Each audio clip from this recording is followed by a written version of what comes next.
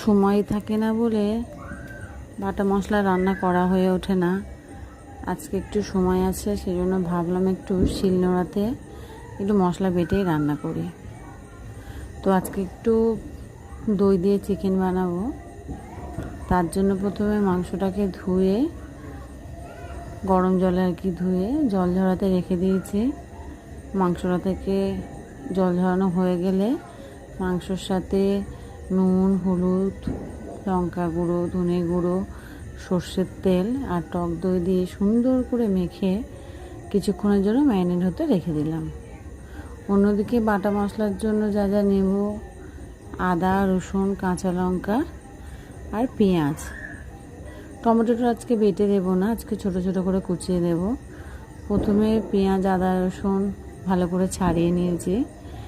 পেঁয়াজগুলো কিছুটা পেঁয়াজ সরু সরু করে কেটে সাইড করে রেখে দিলাম, আর কিছুটা পেঁয়াজ বাটার জন্য নিলাম। টমেটোগুলোও ছোটো ছোটো করে কুচি করে রেখে দিয়েছি। আদা, রসুন আর কাঁচা লঙ্কা একসাথে বেটে নিয়েছি। অন্যদিকে পেঁয়াজটা পুরোপুরি বাটা না, আদা থেঁতো করে রেখে দিয়েছি। এদিকে মাংসের জন্য একটু আলু দিয়ে মাংস করব। তো ছোটো ছোটো সাইজের যে আলুগুলো হয় খোসা ছাড়িয়ে ধুয়ে রেখে দিয়েছি।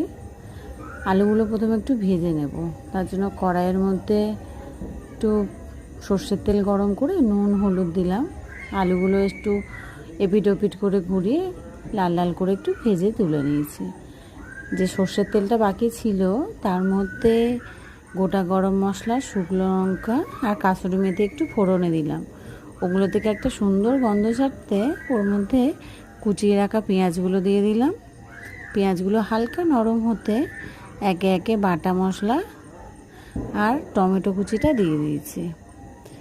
দিয়ে ওর মধ্যে নুন, হলুদ, একটু লঙ্কা গুঁড়ো দিয়ে দিয়েছি। দিয়ে মশলাটা একটু কষানো হয়ে গেলে, নরম হয়ে গেলে যখন বুঝছি যে মশলা থেকে তেল ছেড়ে গেছে, ম্যারিনেট করে রাখা যে চিকেনটা ছিল সেই চিকেনটা ওর মধ্যে দিয়ে দিলাম। দিয়ে বেশ ভালো করে কষাতে হবে যাতে মাংসের মধ্যে মশলাগুলো সব ঢুকে যায়। গ্যাসটা আস্তে দিয়ে ঢাকা দিয়ে দিয়ে বেশ খানিকক্ষণ ধরে কষালাম। যখন মাংস থেকে মনে হলো যে তেলটা ছেড়ে যাচ্ছে আস্তে আস্তে, তখন মাংসের মধ্যে একটু গরম করে রেখেছিলাম জল, সেই গরম জলটা দিয়ে দিয়েছি। গরম জলটা দিয়ে দেওয়ার পরে আলু ভাজাগুলোও দিয়ে দিলাম, নাহলে তো আলু আবার যদি সেদ্ধ না হয়। মাংস আর আলু বেশ সুন্দর করে নেড়ে চেড়ে নিয়ে ওর মধ্যে গরম জল দিয়েছি।